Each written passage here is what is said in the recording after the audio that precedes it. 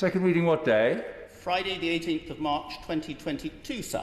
Friday the 18th of March 2022. Thank you very much. And just before we move on, I'd just like to say, following the points of order that were made earlier on the Committee of Standards, information has now come to me that the motion has been tabled for Monday, which will do exactly what Mr Bryant, Chair of the Committee, said, which is to endorse the Committee's proposals and rescind the proposals for reform. So I do believe it is important that the House gets to know these things as quickly as possible so that they can make all sorts of preparations. It's a shame that that wasn't made clear earlier. We now come to the backbench debate on giving every baby the best start in life, and I'd like to call Sarah Olney to move the motion. Thank you very much, Mr Deputy Speaker, and I'd like to start by expressing my gratitude to the Backbench Business Committee for giving us the time to have this debate. Amongst all the turbulence created by the pandemic and the lockdown, I'm pleased that we have the opportunity to debate at length the impact that these events have had on those who are likely to live with the after effects for the longest. The building blocks for lifelong emotional and physical health are laid down in the period from conception to the age of 2. These first 1,001 days are a critical time for development, but they are also a time when babies are at their most vulnerable. Babies do not yet have the language skills to advocate for themselves, meaning that carers and services must be equipped to do this on their behalf. During the first 1,001 days, babies are also uniquely susceptible to their environment. Chronic stress in early childhood, whether it's caused by maternal depression, poverty or ill health, has a negative impact on a baby's development. Early intervention and prevention to support the well-being of babies during this time is strongly linked to better outcomes in later life, including educational achievement, progress at work and mental health. Failing to invest in giving babies the best start in life not only delivers a human cost, but also an economic one. The total known cost of parental mental health problems per year's births in the UK is estimated to stand at £8.1 billion. Happily. Gratitude, Honourable Lady, on securing the debate. It's something that's quite close to my heart, having had a lockdown baby at the end of January. So he's just over 9 months now and is very happy and causing all sort of chaos in mine and his mother's life. But she mentioned the issue around mental health. And I wonder if she would agree with me. My constituent Mark Williams has spent many, many years speaking publicly about the post-parental mental health that he experienced after having his first child. And it's extremely important that we wrap care on the mother and baby after birth, but also to do more to allow fathers to get support for their mental health and to realise that becoming a father is a deeply profound thing, and there is nothing wrong in talking about your mental health as a father after having a child. I thank the member very much for that intervention. I congratulate him on the birth of his baby, and I hope that that all is progressing well. And I'm really grateful to him for raising that point about fathers, and I will be coming to that very specific point later in my speech. My own interest in this topic arose from conversations I've had with constituents who gave birth during the lockdown. They told me about the isolating experience of not being able to have their partners in the delivery room with them, of not being able to share their new babies with the wider family, and of not being able to meet up with other new parents to support each other and share their experiences. And thinking back to my own experiences of early motherhood 12 years ago, I remember how much it meant to me to have all of those people around me as I recovered from the birth and got used to my new life as a parent. My heart goes out to all of those who struggled in isolation during those early months, and I am determined that young families should be prioritised for support as we emerge from the other side of the pandemic. The UK Government's recent focus on and investment in the first 1,001 days during their Best Start for Life vision and funding is very welcome and will undoubtedly make a significant difference to families. And I want to pay tribute to the efforts in particular from the member for South Northamptonshire, who has been unsparing in her work to bring the needs of our very youngest citizens to the forefront of public policy and funding. One of the most important sources of support for new parents is a health visitor. Even for those people who enjoy the most robust mental health, having sudden responsibility for a tiny and vulnerable new baby who is entirely dependent upon you is a source of great anxiety. Having a visit from a professionally trained healthcare professional who can give you advice, answer your questions, and above all reassure you is enormously helpful and can make all the difference to your early experience of parenthood. Although the UK is no longer in lockdown, access to services and working patterns have changed. Some support services, such as playgroups, have not survived and some have closed altogether.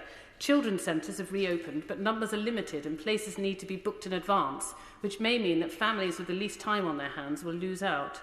The coordinators and volunteers at Home Start, Richmond, Kingston and Hounslow have told me about the high levels of anxiety experienced by new mothers unable to access health visitor advice and reassurance, which is impacting new mothers' confidence and their ability to meet their baby's needs. Health visitors are a skilled workforce of specialist public health nurses who have the expertise to provide holistic care to families. As the only professionals positioned to reach every young child before they start school, health visitors play a crucial role in child safety and early childhood development. They identify and manage developmental delay as well as common and serious health problems, and they also provide support around childhood immunisations, advice on infant feeding, safe sleeping, mental health, all of which relieve pressure on NHS emergency departments and specialist services. However, there is currently no national plan to address failing health visiting workforce numbers. The government spending review stated that it maintains the public health grant in real terms, enabling local authorities across the country to continue delivering frontline services like child health visits.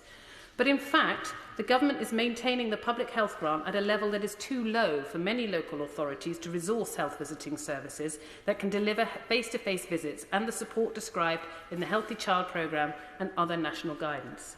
Ahead of the spending review, 700 leading children's sector organisations were united in their call for investment for 3,000 more health visitors over the next 3 years. But I am concerned that the £500 million over the next 3 years will not deliver the government's £500 million over the next 3 years will not deliver the government's pledge to rebuild health visiting. It is of the most urgent importance that we restore face-to-face health visiting to every new mother as the most essential building block of support to families as they welcome their new babies. The importance of early home visits by skilled healthcare professionals was highlighted to me by one particular constituent who wrote to me last summer. She said, "My baby is now 6 months old, and soon after birth he was diagnosed with SMA type 1. If you are not familiar with it, the full name is spinal muscular atrophy, and it's a muscular wasting disease. There isn't a cure for it, and without treatments and proper care, the life expectancy of a baby is less than 2 years. He's currently under treatment, but, and here's the reason for this letter, every possible centre specialised in physiotherapy, hydrotherapy or other physical activities for disabled people is shut due to COVID-19. My husband and I were the ones who had to notice something wasn't right with Peter, because due to COVID, no one came for home visits after birth to see the baby or me. I almost died in childbirth, and because we were left alone, I had to endure 1 month bedridden because due to further complications once again noticed by me. Only once I was able to walk again, we saw something wasn't right with the baby. If after 2 weeks a health visitor had been able to come home, my son would have started treatment sooner without losing the mobility of his legs." I want to talk a little more about the importance of diagnosing and treating perinatal mental health. Maternal suicide is the leading cause of direct deaths occurring within a year after pregnancy. An estimated 1 in 4 women experience mental health problems in the first 1,001 days from pregnancy. While depression and anxiety are the most common perinatal mental health problems, other conditions include eating disorders, psychosis, bipolar disorder, and schizophrenia. 1 in 10 fathers are also affected by perinatal mental health problems. Of the 241 families that Home Start, Richmond, Kingston and Hounslow supported during the most recent year, 66% were experiencing mental health difficulties, including postnatal depression, anxiety, depression and chronic mental health conditions. I was privileged to be able to visit Springfield Hospital in Tooting recently to meet with the perinatal psychiatry team for the South West London and St George's Mental Health Trust. I was extremely pleased to hear about the work that the Trust is doing in successfully supporting new mothers who struggle with their mental health, and particularly that they were able to maintain their services during the lockdown and after. Akvinda Bowler-Emerson, the clinical services lead for perinatal psychiatry, stressed in particular the need for peer support, but also the importance of health visitors, who she described as the eyes and ears of perinatal mental health services. The visit highlighted for me that we also need better provision for new and expectant fathers. Currently, only mothers can be formally diagnosed with a perinatal mental health problem. Springfield provides services for fathers, but are currently only able to identify mental health issues in fathers when they accompany a mother who is attending the hospital for perinatal mental health issues. Yes. I'm extremely grateful to her for giving way and for securing this debate, and she's making some very important points here. Does she agree with me that one of the worst situations expectant parents can find themselves in is if there's a miscarriage? And a very welcome reform would be parental leave for those families who find themselves in that position. I'm very grateful to the member for his intervention, and I think that's absolutely right. There are a large number of events and incidents surrounding pregnancy and birth, as I know from my own experience, that can cause a huge degree of distress, and it's right that both the mothers and the people supporting them and the fathers as well get the support that they need, and that if that's statutory leave from employment for the time it takes to come to terms with the miscarriage, then that's certainly something that we should be looking at. We know that impending fatherhood can be a cause of great anxiety for men, and more services need to be developed to support them. We also know that over a third of domestic violence starts or gets worse when a woman is pregnant, and I would speculate that some of this may be attributable to undiagnosed and untreated mental health conditions in expectant fathers, which underlines the need to do more to support them. In addition to health visiting and perinatal psychiatry, we know that supporting children and their families throughout their early years is vital for enhancing their prospects at school and beyond. Evidence shows that effective integration of services in the earliest years can bring broad benefits, such as, for example, Sure Start Children's Centres being shown to decisively reduce hospitalisations during childhood. But 1,300 children's centres have closed since 2010, and recent research has shown that 82% of parents of young children have struggled to access early years services. I'm pleased that the government have now committed £80 million to introducing family hubs to 75 local authorities across England and £50 million for parenting programmes. But we need more information on what the family hubs can provide, and I would particularly like to ensure that health visiting and mental health support are included. The importance of the right support in the early years was brought home to me after a recent meeting with primary head teachers in my constituency. I heard about how difficult it is for nursery and reception-age children to settle into class and to get used to spending time with other children and not spending all day at home with their parents. For adults, the lockdown has been 18 months of inconvenience, after which we expect to be able to pick up the threads of our former life. But some young children who start in nursery this term will have spent up to a third of their life in lockdown, and we cannot yet know what the long-term impact of that will be. Will she give way? Is she, like me, very alarmed by the fact that domestic violence has increased during lockdown, and that has particularly affected young or very young children, and the government really needs to look into the backlog of the cases that have arisen through the lack of attention or the inability to actually look at the domestic violence during lockdown, and it didn't really come to our attention enough. I thank my colleague for her intervention. I think she's absolutely right. The incidents of domestic violence during lockdown are a matter of very grave concern, and as I say, we know that there is a clear link between domestic violence either starting or worsening and a pregnancy in the family, and this is something that really needs a huge amount of attention, and as I say, more mental health support to both partners, I believe, would help that a great deal. We know that the lockdown will have increased the disparities in educational outcomes between those from poorer backgrounds and their richer classmates, and I call on the government to do much more to provide catch-up funding to our schools, but also to allow schools to spend it on a greater range of services. Local head teachers tell me that the funding can only be allocated to academic tuition, but they have identified many children, including the very youngest, who need mental and emotional support to help them in school. Can I conclude by saying thank you to everyone who's talked to me about their experiences in this area, but also particularly to our health visiting and perinatal mental health teams who do so much good and valuable work for new families. I'd also like to acknowledge the huge contribution made by the voluntary sector in supporting new families, in particular the work of Home Start, who provide an excellent network of support. It really only takes a small amount of encouragement, a little word of advice, or a sympathetic listening ear to give a new parent confidence, but it can make a world of difference to their children. A small investment in the beginning of life can reap huge rewards, not just for individual children and their families, but also for whole communities, as the right start can enhance not just individual educational achievement and well-being, but also reduce risky and antisocial behaviours. Few pounds could be better spent or yield a more valuable return than one invested in our youngest citizens. Thank you, Mr Deputy Speaker. Thank you very much. And the question is as on the order paper. Andrea Ledson. Thank you, Mr Deputy Speaker, and it's a real pleasure to follow the Honourable Lady for Richmond Park in today's important debate. And also, can I congratulate her and the Honourable Member for Newcastle upon Tyne North as fellow co-sponsors, but also as tireless fellow campaigners for giving every baby the best start for life. Mr Deputy Speaker, despite the rough and tumble of politics, there are times when colleagues on all sides of the House come together, and the early years is one such cross-party issue. Over the last 11 years in Parliament, I've been proud to work with many colleagues on the early years, the Honourable Members for Manchester Central and Washington and Sunderland, and my stalwart, long-standing friend for East Worthing and Shoreham, and my honourable friends for Eddisbury and Winchester and Chandler's Ford have all been amazing campaigners for the earliest years, as has the Honourable Member for Glasgow Central.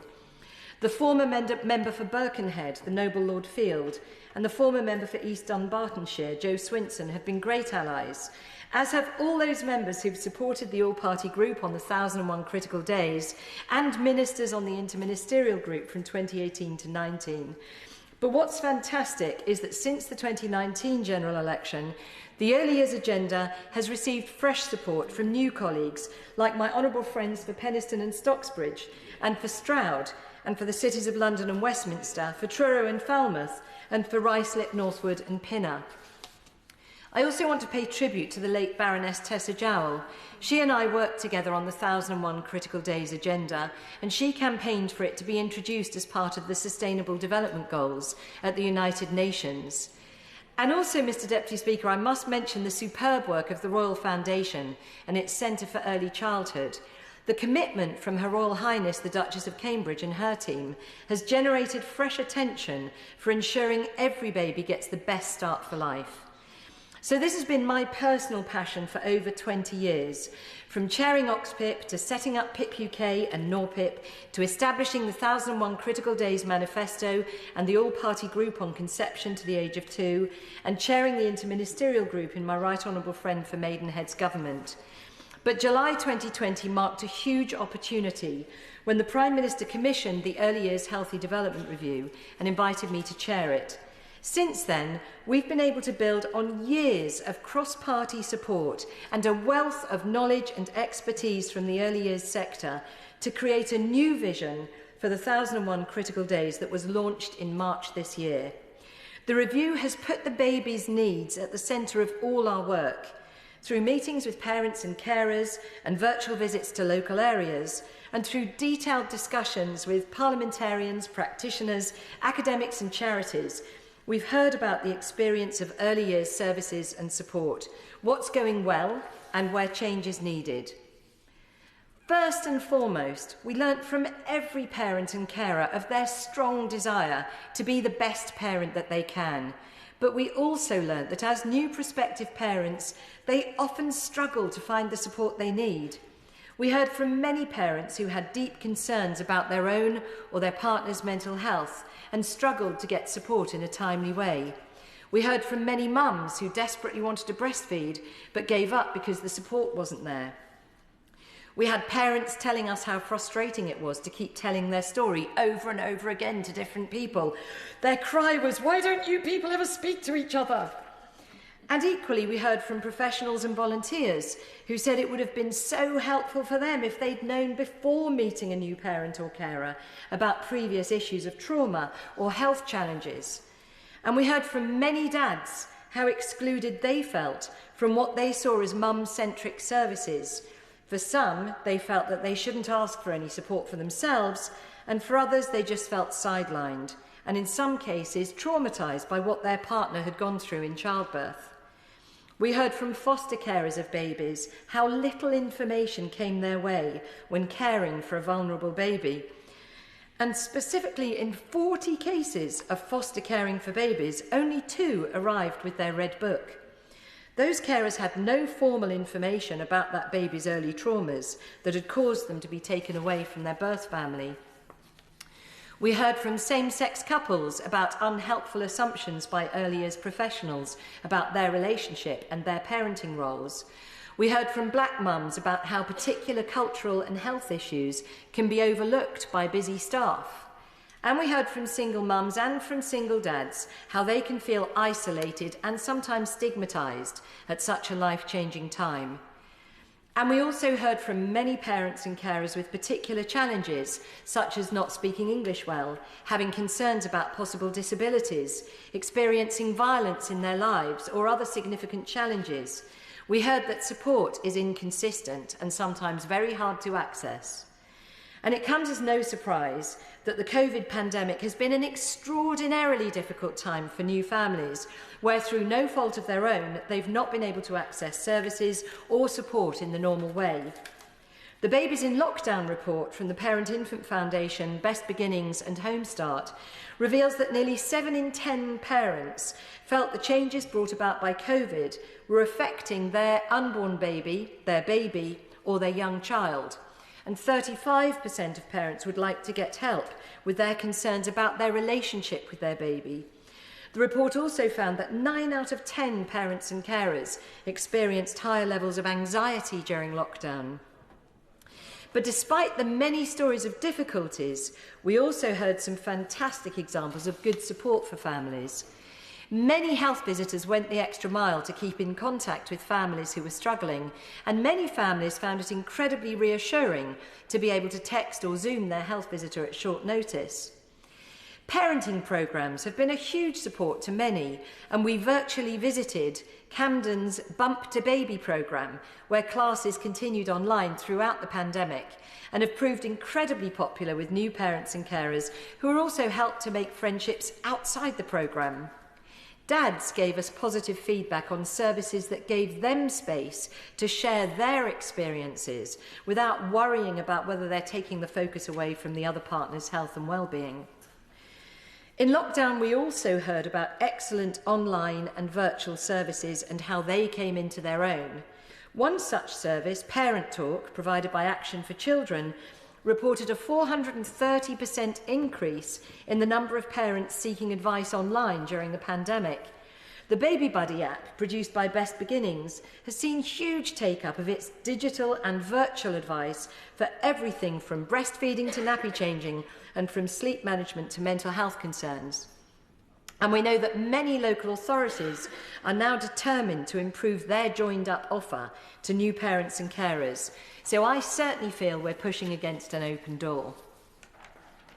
Our report, The Best Start for Life, A Vision for the 1001 Critical Days, was launched by the Prime Minister in March this year. It contains 6 action areas. The first is that every local area should publish its own joined-up set of Start for Life services so that every parent and carer knows where to go for help. Second, a welcoming hub for every family in the form of family hubs. These hubs will build on the excellent work done by the late Baroness Tessa Jowell and others on creating Sure Starts. But the benefit of family hubs is that they will be the place that every family will go for support and advice, including by midwives, health visitors, mental health support workers and breastfeeding advisors within their walls.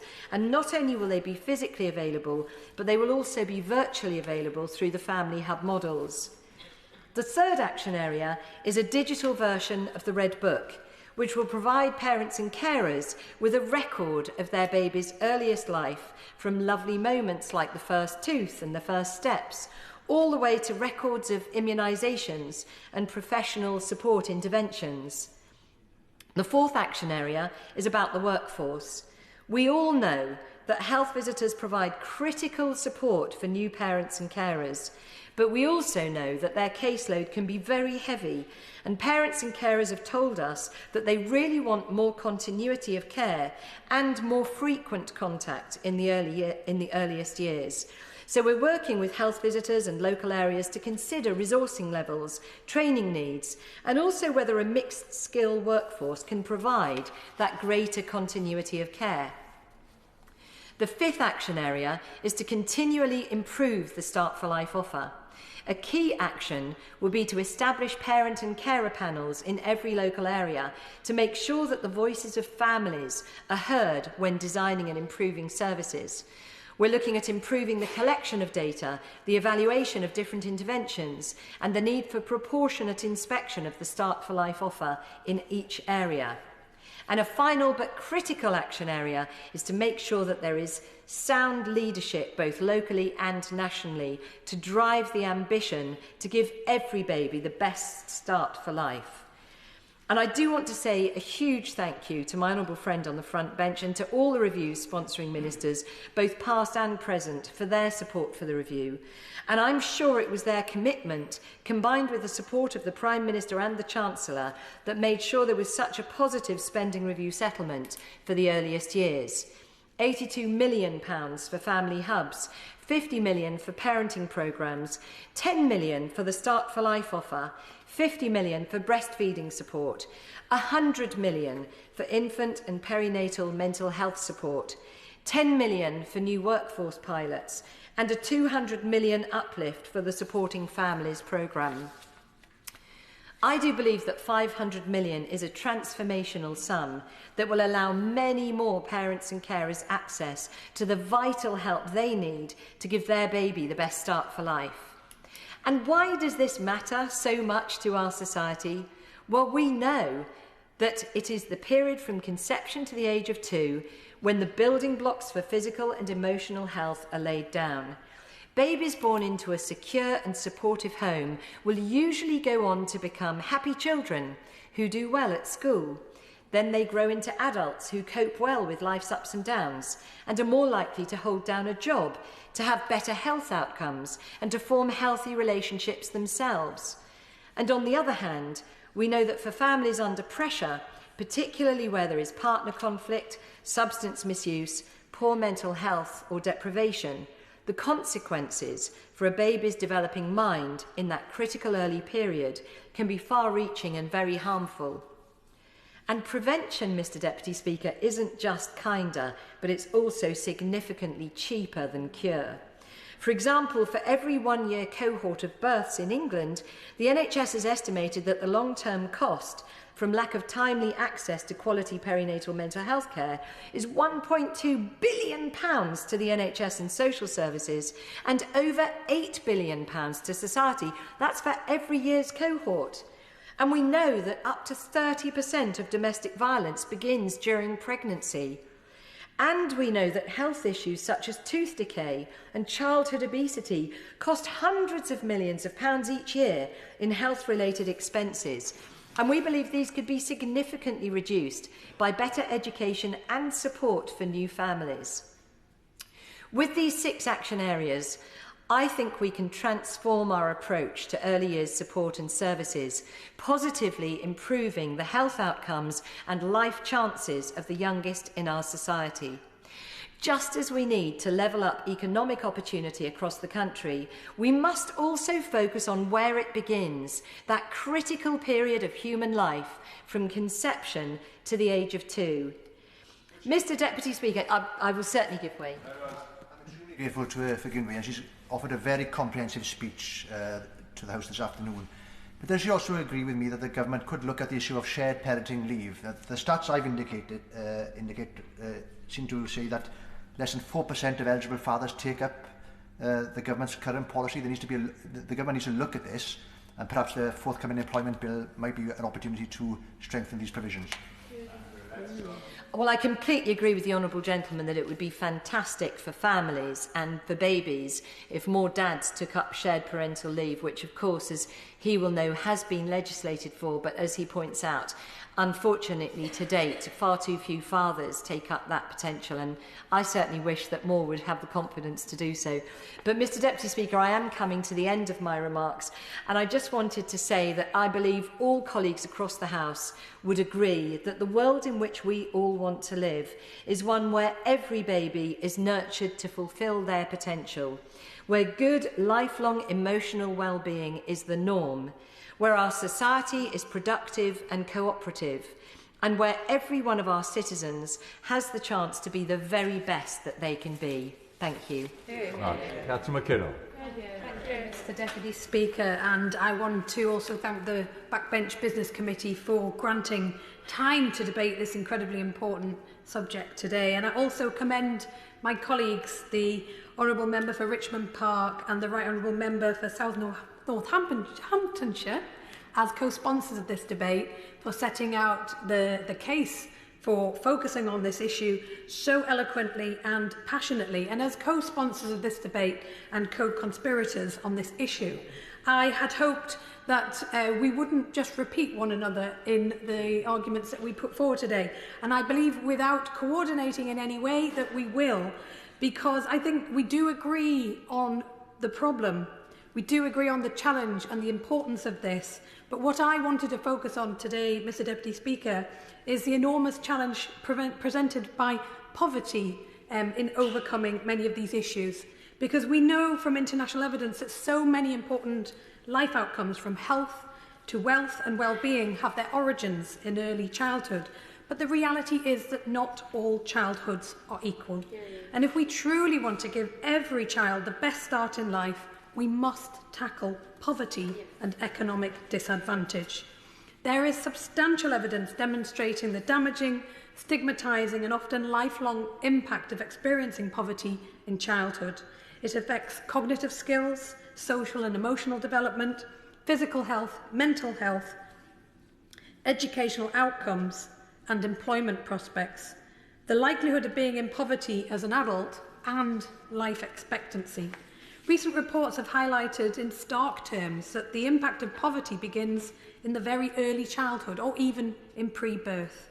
For example, last month Embrace reported that babies born to women living in the most deprived areas are twice as likely to be stillborn and at 73% excess risk of neonatal death compared to babies born to women in less deprived areas, the least deprived areas.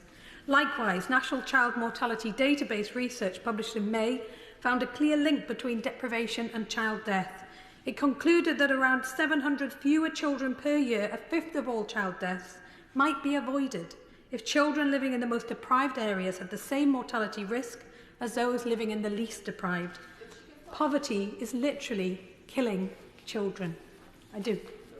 Is she as concerned and shocked about data that if you're a mother from an ethnic minority background, you have a much higher likelihood of complications during pregnancy or complications during birth, resulting in babies either being stillborn or with a disability? Does she agree with me that we need to absolutely focus on these discrimination and disadvantages?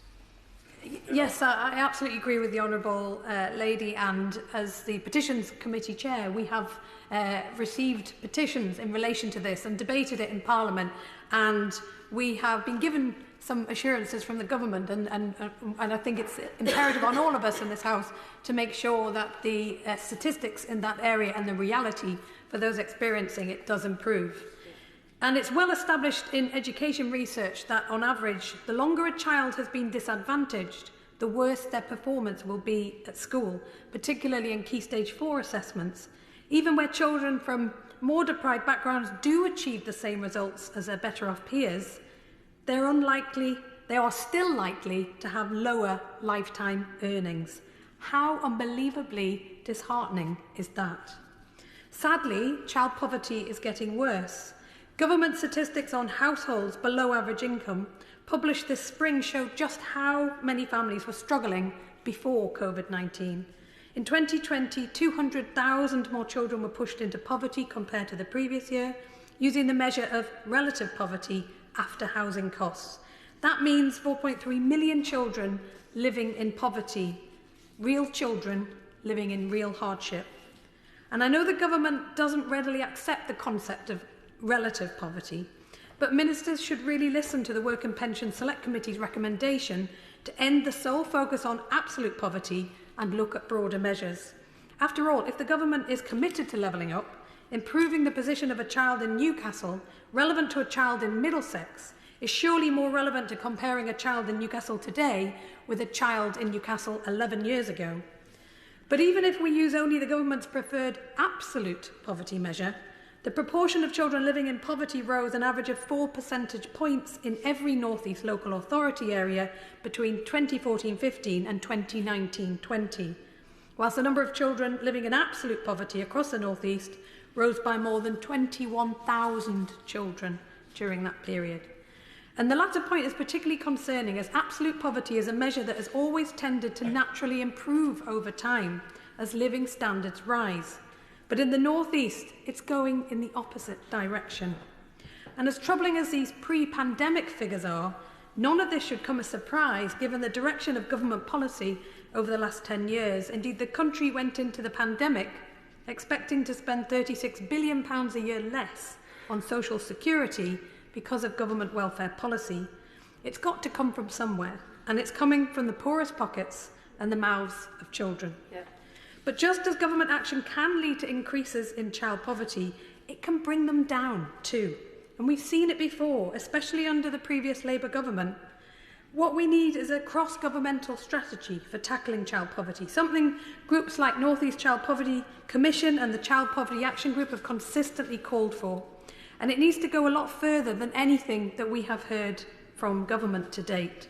And it should include a welfare system that prevents and reduces poverty, giving families a dignified safety net when they're going through tough times.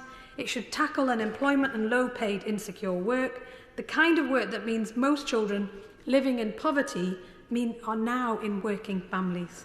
And we need concerted action to support with the cost of families' major outgoings, energy, housing and childcare. All of these things were problems pre-pandemic and they still need to be addressed. But COVID-19 and the lockdowns of the last year and a half have brought additional challenges for parents and young children. For the past 18 months, the Petitions Committee, which I chair, has investigated the pandemic's impact on new parents and children and expressed our deep concerns that it's being overlooked by the government. Our first report in July 2020 highlighted the need for urgent catch-up investment to help new parents access support services disrupted by the pandemic, and to do more to ensure employers meet their health and safety duties towards pregnant women. Unfortunately, the government rejected almost all of our recommendations, saying that the support was sufficiently generous for the vast majority of parents. But it didn't match up with the evidence that we heard from new parents about their struggles. We heard that crucial support for children's well-being and development was being missed. There were concerns about employers not meeting their health and safety duties towards pregnant women, and on additional difficulties in accessing childcare. And I fear that the government knows the impacts of all of this are long-term, and therefore by the time the impacts of its failure to invest would be seen, they may well be gone, or at least their failure forgotten. This year the committee decided to revisit these issues with a follow-up report, but unfortunately it's already clear that we're seeing the impact of the government's lack of action in this area. This includes children coming into early years classes behind in their social development, increasing rates of poor mental health among new mothers, and childcare providers going out of business. We found that new and expectant parents' access to support has remained severely limited. Many have lost out entirely on the crucial window of support available in the early months of their child's life, and issues around children's development and parents' mental health will have been missed. And I've said repeatedly, there's a good reason why we wrap this blanket of support around new mums and their babies, and indeed dads too. It's needed at the time, and the long-term impacts of not providing it are well known. Urgent investment is needed to provide catch-up mental health and health visiting support. The government has failed to deliver on stronger workplace discrimination protections for new and expectant mothers, and it has repeatedly promised to do this. This is especially concerning as the economic impact of the pandemic continues to be felt. I've pressed the Prime Minister on this at Liaison Committee, and I would urge the government to pass these protections into law as soon as possible. If mums are being discriminated against, it's bad for their children too. The pandemic has also exacerbated pre-existing problems in the early years sector. Government financial support has been welcome, but it hasn't prevented many early years providers seeing a significant impact on their finances, with low pay for staff, many of whom are mums too, and high costs for parents. The pandemic may well contribute or even accelerate an ongoing erosion of provision. So I would urge the government to consider a review of early years funding to ensure it's affordable and meets the needs of new parents seeking to return to work.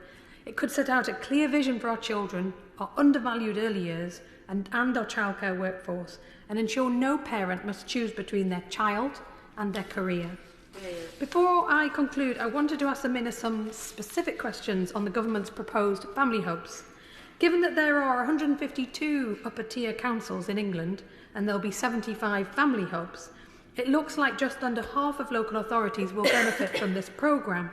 So has the Government already determined the criteria by which this funding will be allocated? We would assume it will be based on some measure of deprivation, but could the Minister confirm this? Can I also urge the Government not to continue its approach of forcing overstretched local authorities to commit their scarce resources to making funding applications? We shouldn't be pitting local authorities with high levels of deprivation and child poverty, like those in the North East, against each other to receive support. And how does the Minister see family hubs working in large local authority areas with often poor public transport links? Getting across Newcastle, for example, with young children to access service via public transport can be challenging, particularly for my constituents in the Outer West. Large rural areas like Durham and Northumberland would face their own challenges. I hope when the Minister responds, she'll confirm that the services will be within pram-pushing distance of the families intended to help, as was the aim of the Sure Start programme. So in conclusion, Mr Deputy Speaker, the crushing pressure that poverty places on families and children is clear. It impacts our child's lives directly. When parents and carers don't have enough money to meet their children's material, social and educational needs, it impacts on them indirectly by creating stress, insecurity and conflict at home. These adverse childhood experiences inevitably influence children's development and well-being, creating a vicious cycle. To escape that cycle, we need a coherent, cross-departmental, anti-child poverty strategy backed by proper investment. And I think it's fair to say that we're pretty far from that at the moment, when the Government often seems unsure about which minister to send to respond to debates on child poverty. But such pervasive child poverty is not inevitable. The last Labour government reduced child poverty and the concerns about child welfare that it creates. We can do it again. And we can truly give every child the best start in life. We just need the government to truly care about achieving it. Tim Lawton. Thank you, Mr Deputy Speaker. Can I pay tribute to the Honourable Lady from Richmond Park and other colleagues who have secured this debate today. It's great to be having a debate about early years again. We're having a few of those these days. It never happened when I first became a member of this House, and for much of my 24 years here, it is really fantastic that such a relevant and important subject to so many of our constituents is now commonplace in this chamber, and there's real concerted action. We may disagree over the extent of it or the detail of it or the amount of money that's going into it, but I think we are all agreed with the direction and with the emphasis. And so it was a pleasure, great pleasure, to follow the Honourable Lady from Newcastle upon Tyne North, and I agree with much of what she said. It was a great pleasure, but also a great challenge to follow my honourable friend from South Northamptonshire, who is such a guru on this subject, so anything the rest of us say subsequently is going to pale into relative irrelevance anyway, but I'll give it a bash anyway. I just want to recount an episode that happened to me when I was Minister for Children 11 years ago. I used to spend a week for the summer recess going out on the front line without any fuss, without any cameras, with some of the workforce, just to see what their job involved at first hand. And I remember my first time, I spent a week in Stockport, just going out with social workers, going out, knocking on doors, seeing cases at first hand, manning the overnight emergency helpline, sitting in on the morning meetings, liaising with police and others. A fascinating experience which I would recommend to any other member, and I think should be compulsory for all ministers to go and spend time, and their officials, with the professionals over whose regulations that department has responsibility, because that's where you find out the most. I used to find out most of my information from actually sitting down with groups of children in care, as the minister responsible for children in care. That's where you find out what is really going on. The very first case, a really, really good social worker took me to, and I think she deliberately chose the most challenging case in the most run-down, depressing part of that town. We went into a house, a complete mess. there was a young mum with 3 young boys there. There were no carpets on the floor, virtually no furniture other than what had been dumped in the garden. There was no food in the house. The fridge was bare, other than what the kids literally were eating off the floor. There were bare mattresses, which were beds, and piles of dirty clothing.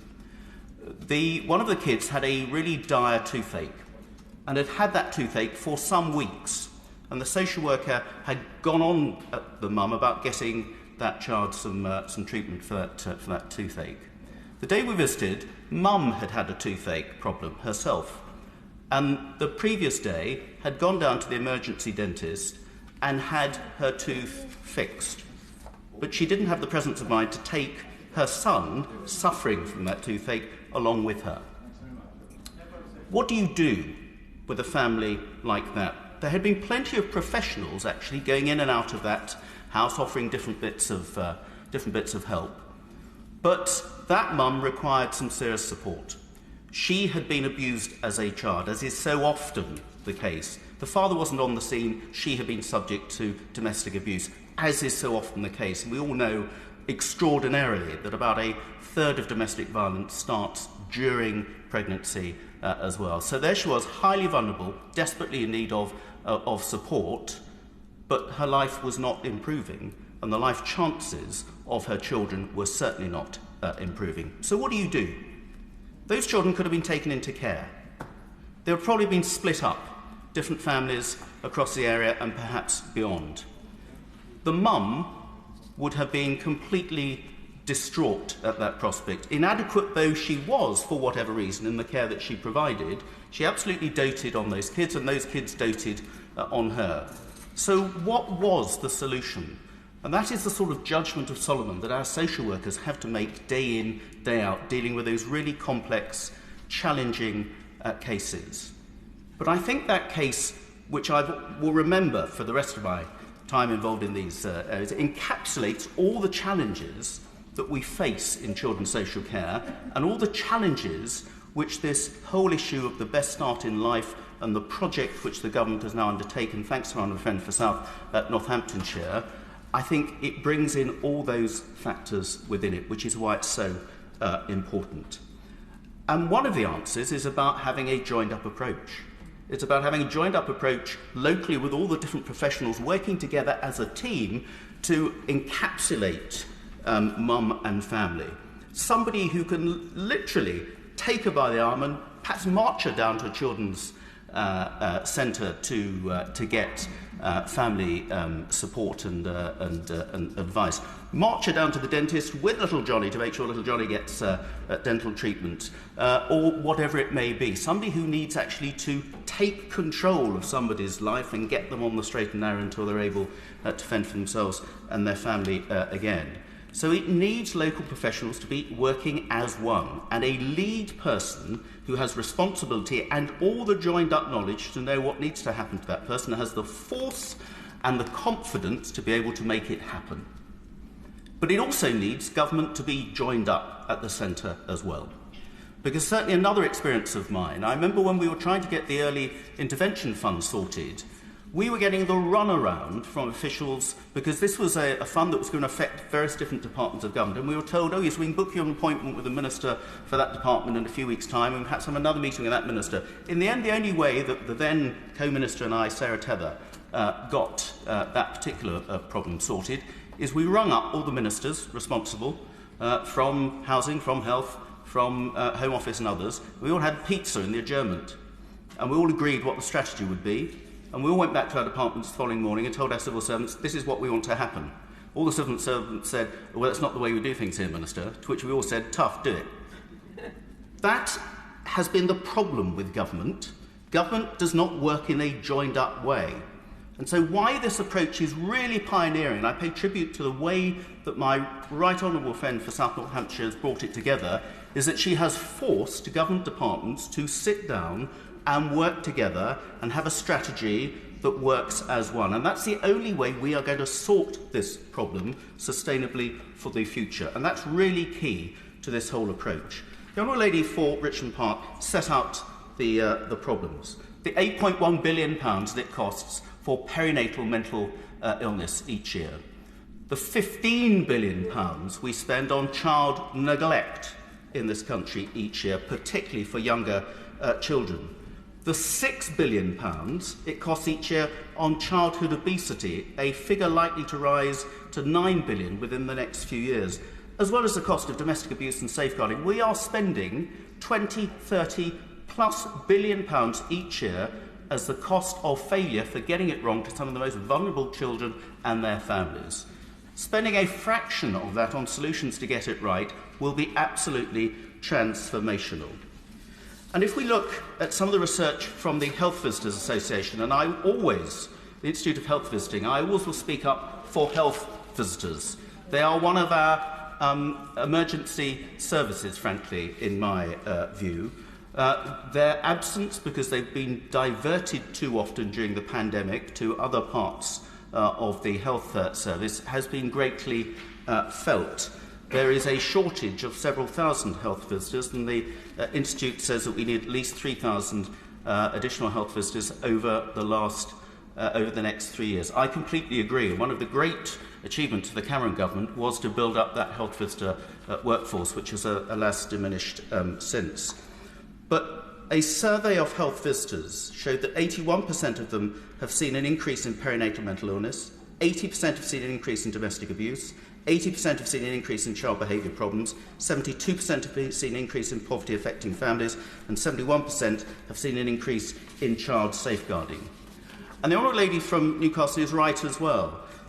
The research from Action for Children has showed that only 57% of children from poorer backgrounds were ready for school at the age of 5, compared to 74% of their better-off peers.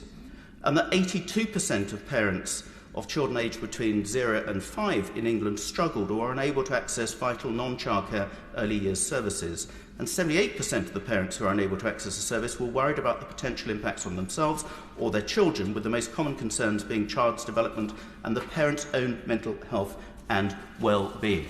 This is the cost of failure, Madam Deputy Speaker. So that's why it's so important that we have a coordinated, joined-up approach. And one statistic that has always kept in my mind is that if you're a 15 or 16-year-old young person at school suffering from depression or some form of mental illness, there's a 99% likelihood that your mum suffered from some form of perinatal mental illness, depression as well. The link is that close. So, of course, we should be spending so much more time and resources at looking at the preschool period from conception to age 2 in particular, because that's where it all goes pear-shaped, and you see the consequences of that for a child's childhood and so often into adulthood, and it will live with them for the rest of their lives. So, of course, we should be doing more about this, and I'm glad at last the government has recognised that that's where all the action, well, a lot more of the action needs to be focused. So, Madam Deputy Speaker, just briefly to look on some of the action points. I also, on health visitors, I agree with the Local Government Association, who said that it's important that the government work on a children's workforce strategy to support the development of a well-qualified, well-resourced workforce with the appropriate knowledge, skills and experience to work in a preventative way. This needs to be an integrated strategy between local authorities, health, education and community and voluntary sector partners, which links effectively with established programmes such as Supporting Families, Sure Start and Family Hubs, and puts the child's journey at the centre. And it needs to be properly resourced. Well, we're having a lot of extra resource. We can all argue it's not enough, and the more that opposition members argue it's not enough, I will welcome, because we could always do with more money, but it's been, I think, a good start. So if we just look briefly, finally, Madam Deputy Speaker, at some of the action areas. The seamless support for families. As my right honourable friend has said, we need to have a lead person who knows all the facts and back history of the family involved, and who has the power to say this is what needs to happen for that family and make sure that it happens. The welcoming hub for families. In answer to the Honourable Lady's question as well, earlier 75 family hubs have been identified. That's about half of local authorities. I absolutely hope that the other 75 will follow on very quickly, so there's at least one across all the local authorities in this country. And can we also get away from, they are not a challenge to, they are not in place of children's centres, they are building on the experience of children's centres, and they're complementary to children's centres, but they're also not just about bricks and mortar. They are about services, and I think we've been getting too hung up in the past about the amount of bricks and mortar we've got rather than the quality of the services, be it outreach or within a children's centre, and most importantly the outcomes it's having for the children for whom they actually exist and their families as well. And making sure that those families have the right information at the time they need it. That means for those people who are reluctant, as my family in Stockport were, to go across the threshold of a children's centre or a family hub, that there are other ways of getting that information. It may be in the middle of the night with a call line. It may be online on the internet. It may be having another professional to call on, or even volunteers, even family members from another family who are looking out for vulnerable families as well, but having a trusted source of information that they can access, they can rely on, and then they can act on to their benefit. But it's also about making sure that we have local implementation. I think we've all learnt in the past that a top-down approach where all the geeks in the civil service come up with these whizzy new schemes, trying to impose the same scheme in Newcastle as you do in a village in South Northamptonshire or a coastal town like Worthing rarely works. You need to have national frameworks and national quality thresholds and local design and local implementation. And we need to hold people's feet to the fire. That every local authority needs to come up with a best start in life plan. It needs to meet the thresholds for the outcomes for children, and then the centre needs to make sure that they go ahead with that plan and they achieve the outcomes. And that way we can have local ownership, local design and local flexibility in the best interests of those children and families locally. So, Madam Deputy Speaker, I really welcome this best start in life. I congratulate all those who have made it possible. It is a huge joint effort, but it has been a false economy not to be looking at those initial few preschool years, because that is where we make the biggest impact on the nurturing value of parents, on the attachment that is so essential between a parent or parents and his and her children, and where the child's brain is growing exponentially and will be impacted on for the rest of his or her life. At last, we have a programme that realises it. Let's make sure we make it all a success for our future generations. Before I call the next speaker, just to say we do have another debate following this, which there are 11 speakers have put in so far, so just to be conscious, there are slight time pressures. Sharon Hodgson. Thank you very much, Madam Deputy Speaker. I would like to start by thanking the honourable members for Richmond Park, South Northamptonshire and Newcastle upon Tyne North for securing this debate at an incredibly important time. I also offer my thanks to the Right Honourable Member for South Northamptonshire for her tireless campaigning on this issue over many, many years, and her recent leadership of the Early Years Review and her success in securing funding for the sector at the recent budget ought to be welcomed. It isn't easy getting money out of a Chancellor, as we all know. She knows, though, my dismay at the short-sighted cuts that preceded this funding, making it all the more necessary.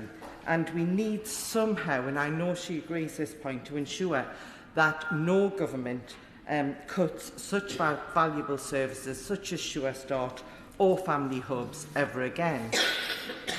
And so I stand here as a former Shadow Minister for Children and Families, a role most ably held now by the member for Hampstead and Kilburn. And it's been said that once you've been a children's minister, like the Honourable Member for East Worthing and Shoreham, or a shadow, you can never quite leave this issue alone. It's sort of like an order of the babies, maybe, or a ministerial Hotel California. COVID-19 has had a profound impact on all of us, but the effects of the lockdown restrictions and social distancing measures were keenly felt in the early years sector. And I welcomed today the Babies in Lockdown survey report published today by the Parent and Infant Foundation, Home Start UK and Best Beginnings. And while the pandemic is very far from over, sadly, the report offers signs that the early years sector has developed a form of long COVID, if you like. And the survey found that nearly a third of mothers questioned reported that health visitor drop-in clinics that existed before the pandemic no longer operate. And I really do urge colleagues to read this report. But let me take you, Madam Deputy Speaker, to 1970, well before Zoom and Teams. Back then, fewer than a quarter of mothers worked. Society expected a full-time mother, yet without a central focus on the early years and no talk of 1001 critical days or adverse childhood experiences, the education of very young children was neglected.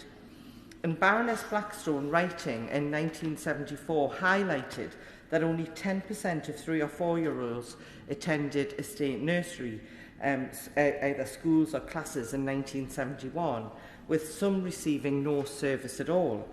So to combat the lack of state nursery educations, the mothers did it themselves. Belle Tuteyev set up a playgroup with her neighbour, which eventually bloomed into the Pre-Schools Playgroup Association.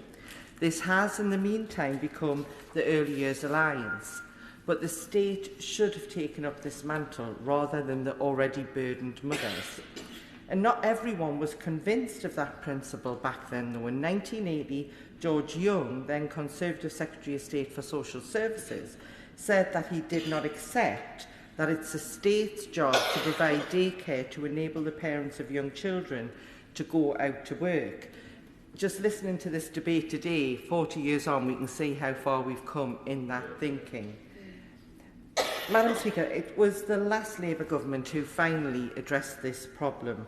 And I've spoken before, as others have today, about the late Tessa Gell's Sure Start programme being a beacon of early years policy. And Sure Start brought children's services together under one roof, uniting healthcare with well-being, education with childcare, babies with other babies, parents with other parents. Now, there were 3,620 Sure Starts in 2010 under Labour, and that fell, as we've heard from the lady who opened the debate, has fell by more than 1,300 in the last decade or more of Conservative governments, with those remaining effectively hollowed out, offering only skeleton services with minimal hours of opening. And while the government's pledge to fund 75 more family hubs is obviously welcome, it does little to make up the loss. And I know the Honourable Member for Worthing and Shoreham mentioned it's not all about the buildings, but when you've lost 1,300 and replaced with 75, it really is trying to get a quart into a pint pot, as they used to say. I'll happily give way to my honourable lady. I'm so grateful to her, and it's been such a pleasure to work with her on this for so many years. But I just want to put on the record that it's not 75 family hubs, it's 75 upper tier local authorities.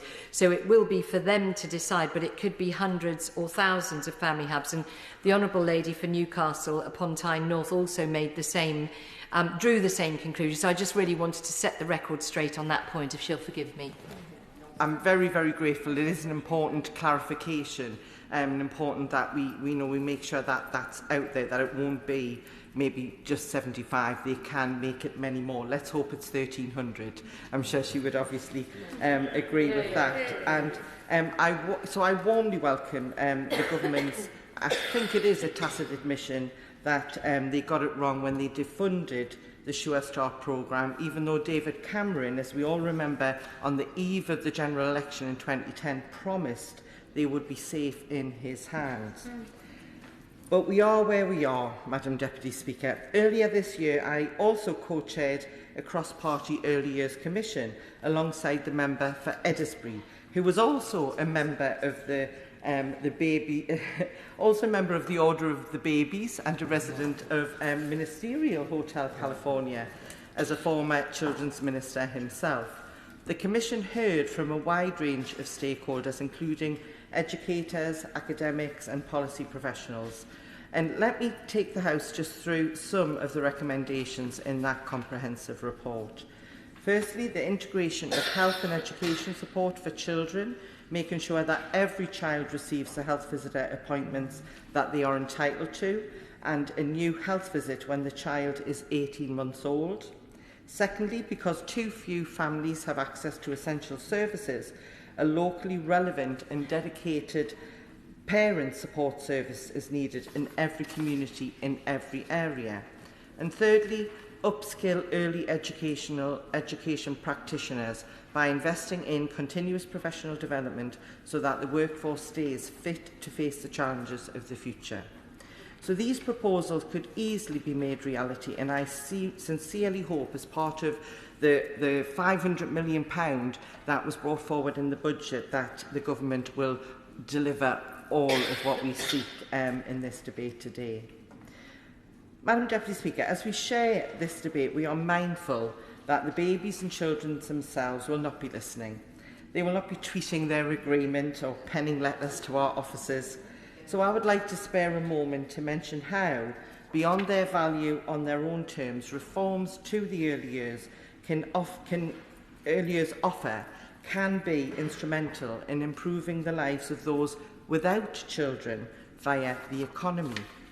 The Early Intervention Foundation has found that the cost of late intervention in 2016-17 was £17 billion, owing to the need for services to help with the mental health issues, youth crime and exclusion. And this includes a £5.3 billion spend on looked after children. So early intervention can offset this cost. The CARE programme, which provides intensive high-quality childcare for ages 0 to 5 in the USA, delivered a 13% return on investment per child per year. It netted IQ gains, higher wages, increased likelihood of home ownership and higher scores on achievement tests. And for the family unit, the economic returns are clear too. As the Honourable Lady for Richmond Park said in her opening remarks, parents in areas with Sure Start local programmes moved into paid work more quickly than those without, reducing the taxpayers' benefits bill and increasing tax receipts for the Treasury. But that's not the full picture. These economic benefits are often only modelled on specific targeted interventions, as the benefits of intervention fans out across a range of factors, such as reducing the later burden on the public purse, the whole point of early intervention, and also greater participation in the economy, indeed over many years. As such, it is practically difficult, very difficult, to model the effect of a web of measures applied at once. So just imagine the results we could achieve if those interventions were provided simultaneously, with wholesale improved outcomes delivered via intensive early years support. Britain's early years offer has the potential to be much, much greater than the sum of its parts. To conclude, Madam Deputy Speaker, I'd like to look to the world we are creating as legislators in this place. And as we speak, delegates from around the world are discussing the means of preserving the planet and protecting the environment up there in Glasgow at COP26. It is incredibly important that we limit climate change to an increase of 1.5 degrees. Missing, I believe, is leadership for those who will grow up into these environments. The pursuit of climate justice is in no small part to ensure that our children and their children's children do not face an uninhabitable, hostile world. As those at COP26 work for the future of the planet, let us, here and now, seize this golden opportunity to help those who will inherit it. Kate. Thank you, Madam Deputy Speaker, and it's an honour to follow the member for Washington and Sunderland West, and I thank the Honourable Lady for Richmond for securing this very important debate. And I want to start by paying tribute to my right honourable friend, the member for Northamptonshire South, whose leadership on this issue and perseverance over many, many years has led to this incredible result, this investment in the first 1,001 days, that in such a difficult economic time is a real achievement to secure. And it's been a real privilege to be part of the early years Healthy Development Review with a number of others sitting in the House. It's been a great learning experience as a new MP, but also a real honour to be part of an issue that I'm also very passionate about. There's no more important period in anyone's life than the first 1,001 days. And we've heard from many honourable members that this is the time when the foundations are set for childhood and the rest of life. Building blocks in terms of patterns of behaviour, how we communicate, our health, are all connected and made during that time. And lockdowns have been so damaging for the youngest in society. In all those areas we've heard about lack of access to professional services, lack of access to community support, even family support, that has really harmed the very youngest in our society. So this £500 million funding comes at a really crucial time. I've got to say it's time to build back better for babies, and so there's no better investment to be made, I don't think, for the government than this first 1,001 days. And babies who go through healthy development have a far greater chance of becoming healthy, happy, fulfilled adults who are going to contribute to the economy. And as the Honourable Lady for Washington and Sunderland West said, they're also much less likely to be a burden on the taxpayer. One of the great paradoxes of human society is that parenting is so important, but it can't be left to the experts. And around half of us were brought up by people who've never done it before. And the truth is that having babies is really hard. And I've had 3, I should know. And it's amazing to me that something so natural, so desirable and so fulfilling is also so incredibly challenging. And it doesn't always start well. My first child was a full 2 weeks late. I just escaped induction. He came into the world following a 32-hour labour. So we started parenting after 2 full nights without any sleep at all, something that I didn't even manage to achieve as a student. And I'd never even held a newborn, let alone been responsible for its survival. And when you add up the challenges of breastfeeding, living on no sleep, trying to identify when nappies need changing, eating with one hand when a meal consists of a dry piece of toast that you can put in and out of the toaster without even opening the fridge, it's really tough. And I remember vividly one day my newborn was crying, my husband was out, I desperately needed a shower, we were going out, he wouldn't stop crying, so I still needed a shower. I put him in the car seat, strapped him in, stuck him on the floor of the bathroom, got in the shower and started crying myself. And that is just what it's like as a parent of a newborn. And when you then throw in mastitis, the challenges of even getting to the town hall to register your baby's birth, that's before you get to weaning, potty training, more sleepless nights.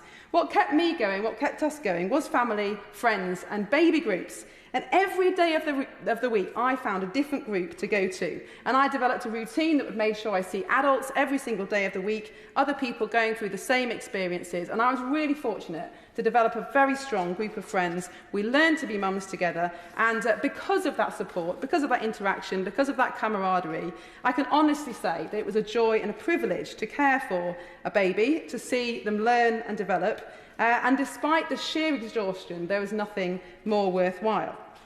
And my husband and I had all the support we could ask for. I had a full year of maternity leave. We had the financial security and the practical support to enjoy the first 1,001 days. But it was still really hard. And even the Chancellor, I think, has made a remark in a newspaper article recently, and we know that he's not short of a bob or two, that even they found it incredibly challenging. It is tough, whatever your circumstances. And I'd like to say that I was a pro by the time the third child came around, but I'm afraid the challenges were just threefold. But the truth is, we're not supposed to care for babies alone. It takes a village to raise a child. And every first-time parent might be a novice, but the truth is there are millions of other people out there who've done it before and can help. But the sad fact is that so many parents don't have the support that I was so fortunate to have. And if just one area of your life is fragile, relationships, mental or physical health, geographical isolation, poverty, as the Honourable member said. Caring from a baby can go from challenging to impossible. And for many, there's a cycle of generational abuse and neglect that's almost impossible to break on your own.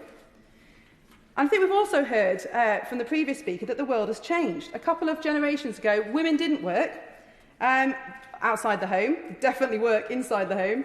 There was a whole network of mums and grandmas and aunties who were on hand to help, and our social fabric was much richer. Now, nobody wants to return to the 1950s, and we've made incredible progress in so many areas. And we mustn't deny that, and we must celebrate it. But we do need to intervene to rebirth that social and relational support that is so crucial in equipping families to thrive in the early years. And that's why family hubs are so important, and why I'm so delighted that the budget has included £82 million to develop the network further across the countries. And family hubs should provide that one-stop shop for parents, not only making it easier to access professional support and advice from midwives and health visitors and other professionals, but also integrating with local community groups to build friendships and support network, to bring the whole community together, to provide that village to help raise the child that every parent so desperately needs, and so many parents don't have access to. For all sorts of reasons. And it also can be a place where intervention can happen early, so for families with particular issues, whatever they may be, they can be helped before the problem gets out of hand and leads to damaging consequences for both the baby and the parents. Because as a first-time parent, how are you supposed to know how to deal with colic, how to deal with your baby not putting on weight, or conflicts with a partner that are exacerbated by a lack of sleep? We don't know this stuff without asking other people. And that's why family hubs should be available for everyone. Every parent needs support, and a great way to do this is through the family hubs. And I really support the idea of allowing birth registrations at family hubs. I think if you have to go there for a statutory duty, you've put your foot through the door, you've seen what's available, you've made that first contact, you've hopefully built some relationships with people in the community, and it's all that much easier to get support in future. So going to your local family hub should be as everyday an event as going to your GP surgery, and no stigma attached. And of course, the Start for Life offer is all about babies. But if we want to use the language of the market, the parents and carers are the clients.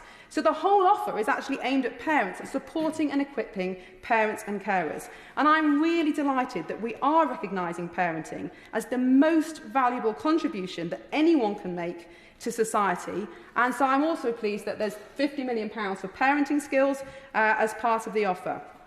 And on parenting, just to finish, I want to speak briefly about motherhood. It's not something that we speak of about much.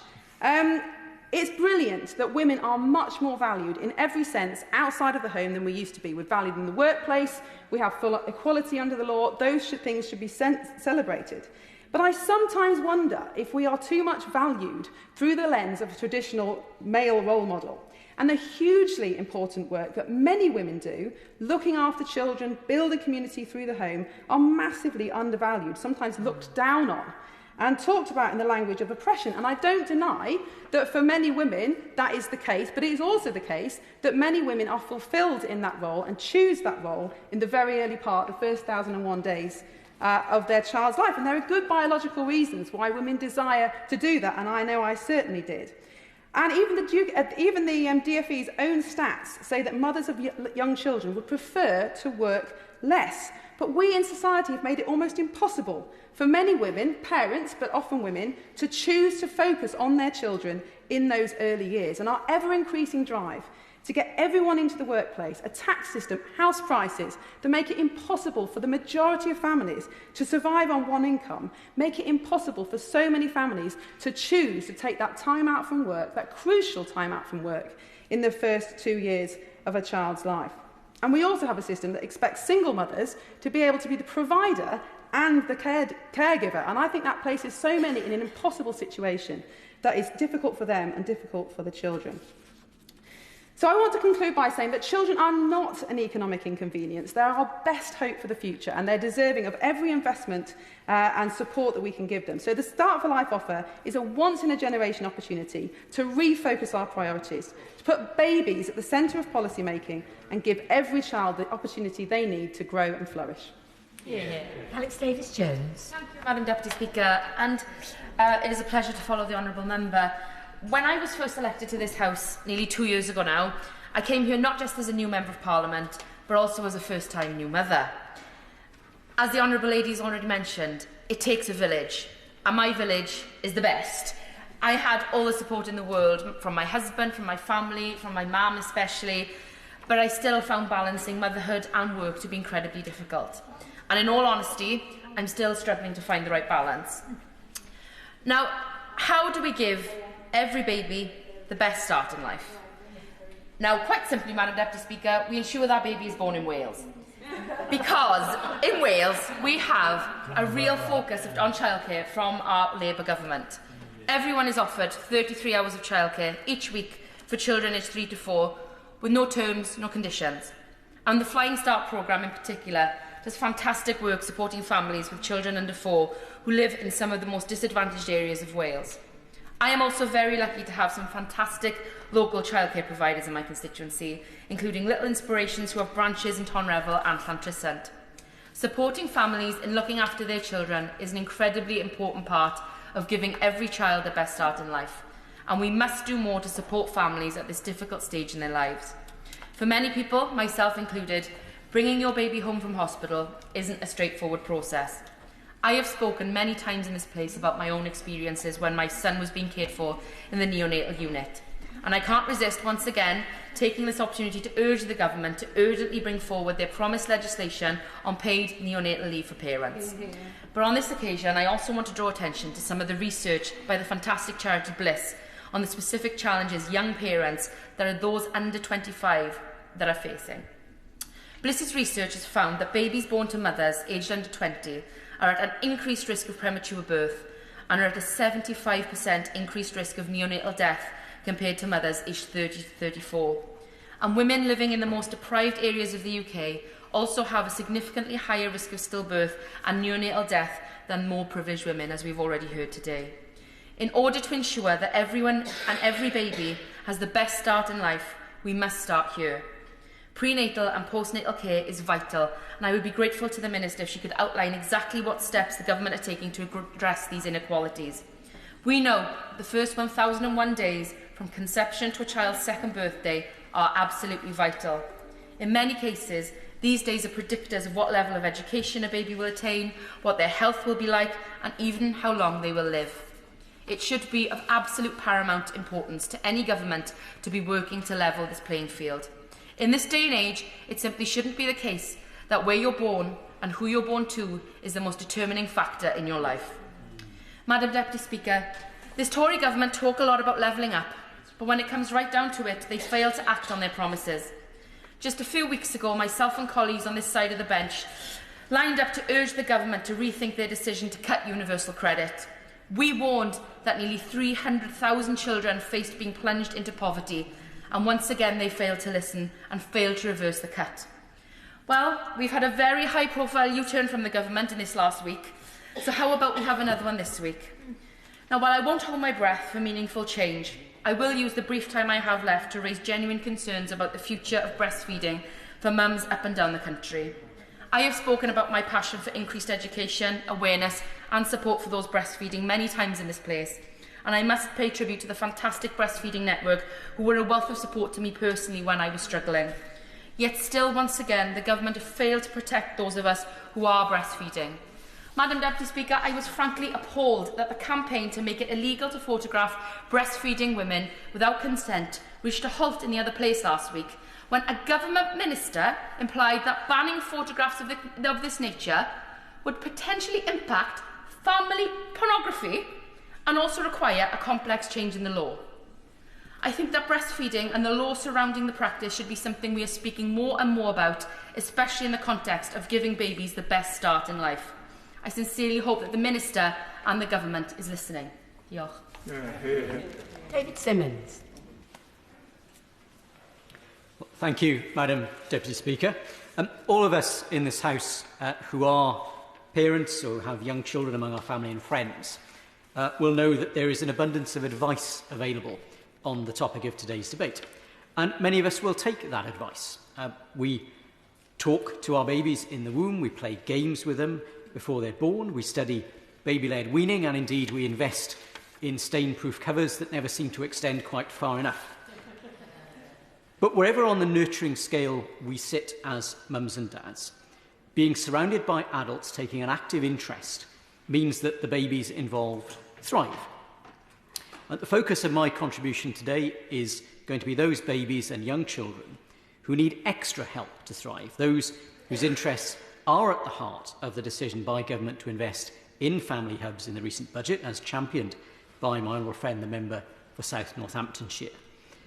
And it is very welcome, as many members have said, that this agenda is taking a higher and higher profile in the context of levelling up, because we all recognise the need to build on sound foundations. 20 years' experience in the world of children's services has taught me a lot about the strengths and the weaknesses of the child supporting system that we have in our country. Like our NHS, we are very good at emergency services, and studies by academics at the universities of Bristol and Warwick show that the UK has a world-leading child protection system. But today's date, Madam Deputy Speaker, goes beyond protection from harm and into how we help children to thrive and to flourish, something which is not just a matter of social responsibility, but as the member for South Northamptonshire has highlighted, also long-term economic benefit to our country. Thriving children live lives that cost the taxpayer less, and they contribute more to everyone's benefit. So to this end, Madam Deputy Speaker, I'm going to offer 3 points which are focused on how we turn the widely shared aspiration that we hear in the Chamber today. And I say to the Honourable Member for Pontypridd, I grew up in her village. I'm glad to hear of the progress that it is making. But how we turn that shared aspiration into a change which those children and their families can see and feel in their lives. So firstly, Madam Deputy Speaker, we need to follow the flow of money. Funding for early years, which is a key statutory responsibility for all of our local authorities, does remain mired in bureaucratic processes which are dominated by those whose focus, for good reasons, is elsewhere. The schools' forums, which determine the distribution of the dedicated schools grant in which much of this funding sits, are dominated by the interests of our secondary schools. And a fragmented earlier sector of small private, voluntary, charitable providers often struggles to be heard. So this is a structure around the money which inhibits the innovation and flexibility and stands in the way of creating the joined-up local offer which the member for Shoreham and Eastern Worthing highlighted in his contribution earlier on. So whilst I can see that there is a perceived political benefit to lumping that early years funding in with schools, in reality, the needs of these sectors are different. So, my pleasure. I'm listening very carefully to what the Honourable said about ring-fencing. I don't disagree with him. But that's why Sure Start funding was directed through local authorities and ring-fenced at local level for local authorities to draw up the local strategies. And what he talks about levelling up, but didn't start this process in 2019. We've seen devastation, certainly in County Durham, of Sure Start centres because of cuts of funding which his government, and who else wasn't in the House then, took to that funding. Well, thank you, Madam Deputy Speaker. I think it's very good to hear the contribution from the Honourable Member. Having been in a local authority throughout the period of the implementation of Sure Start, I think whilst it was welcome to see a government giving a high degree of priority to children in the earliest years of their lives, there were a number of failings with that programme. One was that the pace at which government sought to deliver it, for understandable reasons of political priority, meant that poor decisions were often made both about the location of services and exactly what was delivered. And at a time when there were many other areas outside of Sure Start that were very high priority for local areas, we saw a situation where Sure Start was generously funded to meet that aspiration, and other activities like child protection were starved of cash. So I think it is absolutely the case that whilst all governments have a view that they wish to see their particular priorities delivered, we need to look at what we do to achieve a longer-term consensus about what's in the interests of children in the earliest years of their lives. So, Madam Deputy Speaker, what I'm calling on ministers to consider is how we free the early years sector from the shackles imposed by the dedicated schools grant and bring it together with those other local authority and NHS budgets so that investment can be aligned with the needs of local families and build on the strengths of the early years sector, which we must not forget is not just about nurseries. It's an opportunity to join up with a range of local statutory services and non-statutory ones, which include health visiting, childminding, family hubs, child protection, public health, vaccination services, libraries, play and informal learning. And I can certainly say, when I was a very new parent, the services provided by the libraries of the London Borough of Hillingdon, with story time for very young children, were a really outstanding example of that early support, the chance to meet other parents whose children were at the same stage, to get informal advice, to get tips, which is exactly the kind of thing that sits maybe outside of what government often mandates, but which is treasured by parents of very young children. So having touched on the funding challenge, we need to ensure that every area has the scope to develop a strategy for thriving that suits local circumstances. Now, many of our councils, the 152 top-tier authorities, are in partnership arrangements of one kind or another. Some are council to council, others reflect outsourced services. But all of that reflects issues of local need and capacity. So as well as the statutory lead member for children's services, the director of children's services, the Health and Wellbeing Board, all of these have the most scope to join up the offer to get babies the best start in life. And these boards, which are statutory committees of the local authority, can still often struggle, Madam Deputy Speaker, to assert their role, especially with the NHS, which in my experience is strategically disengaged despite their role as key partners. And the rearguard action that was fought by the NHS against making public health a local and accountable service has also inhibited innovation and tied up resources in rolled over NHS contracts, rather than stimulated the reshaping of local services around children. Now, I've seen some outstanding examples of that reshaping as well. I would pay tribute to my constituent, Dr. Jide Menakaya, who's a leading paediatrician who's led work across the sector in his field of neonatal care in the London Borough of Hillingdon, through children's centres, through Sure Start, to join those services up so mums and dads have a seamless experience. However, the system still tends to stand in the way, Madam Deputy Speaker, of creativity rather than promoting it. So my suggestion to the front bench is that we look in line with previous asks of our health and wellbeing boards to produce, for example, joint strategies on child mental health, at setting a clear expectation for them on a strategy for helping children to thrive in line with the first 1001 days ambitions, much of which already exists in different forms at a local level. But for a new parent or an expectant family, it can feel very hard to access, very fragmented, and driven by disparate duties and funding regimes imposed by government. So in line, for example, with the local offer for children with special educational needs and disabilities, a strategic approach to the local offer for the earliest years will deliver greater value for money and vitally greater coherence for parents accessing it. The final area, Madam Deputy Speaker, that I'd like to put forward for consideration is accountability. And successive governments have adjusted the regulatory environment for the early years. But broadly speaking, the two priorities today are school readiness, which is seen in the regulation of settings such as childminding and nurseries, and the avoidance of harm to children, which is seen in the regulation of child protection and the NHS. Now, in a context where resources are extremely stretched, not just money, but as we've heard from a number of honourable members, the workforce too, this tends to drive a risk-averse approach in the early years. That's prioritising the absence of failure rather than the promotion of innovation. So we need to consider, Madam Deputy Speaker, how we line up the accountability that we've all talked about with what we're seeking to achieve for our children.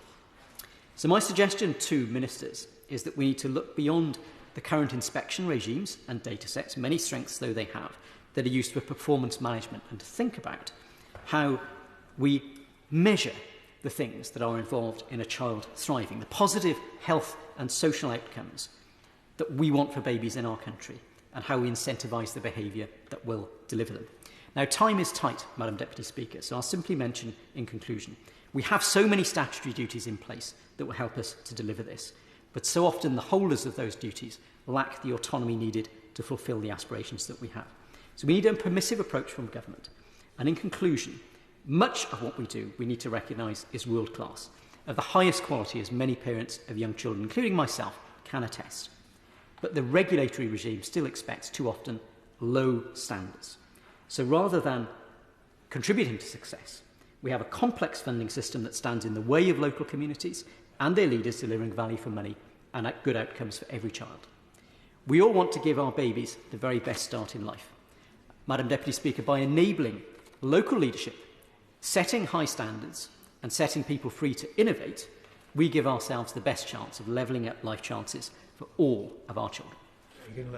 Vera Hopkins. Thank you, Madam Deputy Speaker. And it's been a real pleasure to listen to all the different contributions that have been made this afternoon. And I want to congratulate my honourable colleague and friend from Richmond Park and her co-sponsors for securing this debate. One of the observations that I want to make when listening to everybody, and I want to particularly refer to the Honourable Member for Penstroke in Stockbridge, when she said, why can't we give women the choice if they wanted to? And I absolutely agree. We all know that actually the most nurturing environment for young children is their parents. But the question is, why do we then in this country have one of the poorest maternity pay and leave settlements compared to any other country of a similar economy? So we really need to look at statutory maternity pay. I will very quickly. The Honourable Lady for giving way, and I completely agree with her, and I think maternity benefits is certainly something we should look at. But as well as that, we also have a taxation system that penalises families to the tune of 20-30% for the poorest families compared to the taxation systems in, let's say, France or Germany or America. And that actually one of the problems that we have in this country is we don't recognise the importance of those early years in terms of protecting families from those costs, and that actually that would have a far bigger impact on parents' ability to choose in those early years. Thank you for that contribution, and I absolutely agree, and I think we are absolutely on the same page. We need to recognise the importance of parenting and the early years and help families of all incomes to make that happen. But it does strike mostly families of poorer backgrounds where women are then being forced into work much earlier than they would actually like to. And the government needs to urgently look at that. And also at shared parental leave, it's actually a transfer of parental leave rather than shared parental leave. And I wished we could look at how we can fix that system too. But Madam Deputy Speaker, today I just speak briefly as chair of the all-party parliamentary group for the prevention of childhood trauma. Preventing adverse childhood experience before they occur is vital, particularly in those first 1,100 days. Within the APPG, we are working to improve understanding of adverse childhood experiences or childhood trauma, how to heal them, and ultimately to prevent them. And it is about breaking that cycle of trauma which can so often pass from parent to child. Those who experience childhood trauma are 2 times more likely to develop depression. They are 3 times more likely to develop anxiety disorders. And adults who reported 4 or more adverse childhood experience had a 4 to 12-fold increase in alcoholism, drug abuse, and suicide attempts compared to adults who experienced none. Most recently, the APPG heard from Josh McAllister, the chair of the independent review of children's social services called Case for Change. And there he made this absolute critical point that we have got children in care who become parents, and often they then bring their childhood trauma into the next generation of children unless it is treated and recognized. So the prevention of childhood trauma and the recognition of trauma later in life for those who have experienced trauma, making all our services trauma-informed, is one of the most important things that I try to campaign for while I'm a Member of Parliament. And I want to pay tribute to the WAVE Trust, Worldwide Alternatives to Violence, who do excellent work alongside the APPG. Their 70-30 campaign needs no introduction here because it has just reached its 500th supporter in the House, an incredible milestone. The campaign aims to reduce child abuse, neglect and other adverse childhood experience by at least 70% by 2030. To quote Professor Sir Harry Burns, the former Chief Medical Officer, reducing child maltreatment by 70% is the minimum acceptable outcome in responding to this unacceptable and profoundly costly harm to our youngest children. And we have all heard about this in various forms, how important it is to get to childhood trauma. There is much that the government can do to achieve this, but it starts by increasing early years funding, appointing a senior minister for families and the best start in life, and prioritising prevention in the early years. Earlier this year, I tabled an early day motion giving every child the best start in life, which calls on the government to adopt a comprehensive early years strategy to prevent harm to children before it happens. That EDM has now been signed by 100 members from across the House, and I'm very grateful for all of those who have put their names to it, and I hope many more will join. I have just two questions to the Minister. Given the overwhelming support for the 70-30 campaign and my EDM, will she give her public support to this campaign today? And will she commit to meeting with the APPG so we can discuss a way forward for ending childhood trauma once and for all? Let's start now to ensure that every family has the full support they need to give their child the best start in life.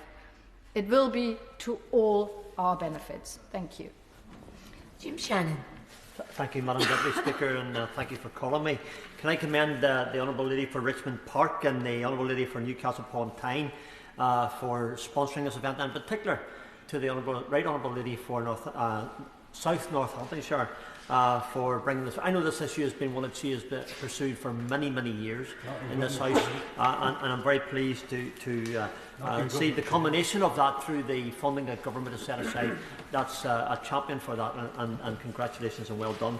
As the proud grandfather of 5 children, Katie Lee, for Mia, for Austin, and for 2 so-called lockdown babies in the last year, Max at 1 year old and Freya at 1.5 years, I believe that our babies and our young families have never needed more help, and I have a fervent desire, as others have, in this place to ensure that we get this right.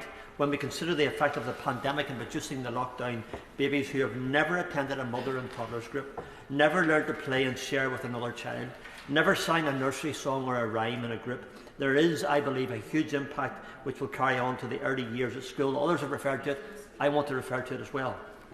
I've spoken in this place about the academic effect on school children as well as the mental effect on children. However, I believe it is right and proper that we also address the effect on babies and how we can simply do better. Whilst I'm aware that this debate may be England-centric, and it is, the problems faced in the UK mainland mirror the issues faced by parents and babies in Northern Ireland. And I'm hopeful that the proper funding streams in the mainland will be replicated when the Assembly allocate the Northern Ireland funding received for the Levelling Up agenda, because it's important that we in Northern Ireland, through the Levelling Up agenda, receive that assistance as well. Action for Children have stated that in 2018-2019, only 57% of children from poor backgrounds were ready for school at age 5, compared to 74% of the better off peers. The Action for Children Closed Doors report found that between 2014 and 2015, 2017 and 2018, the number of children using children's centres decreased by around 18%. Very worrying trends. The stats give us the concerns, and worryingly the number fell fastest in the most deprived areas. So this actual debate has to focus upon the areas where it needs to focus most. It's got to be the deprived areas where the problems are.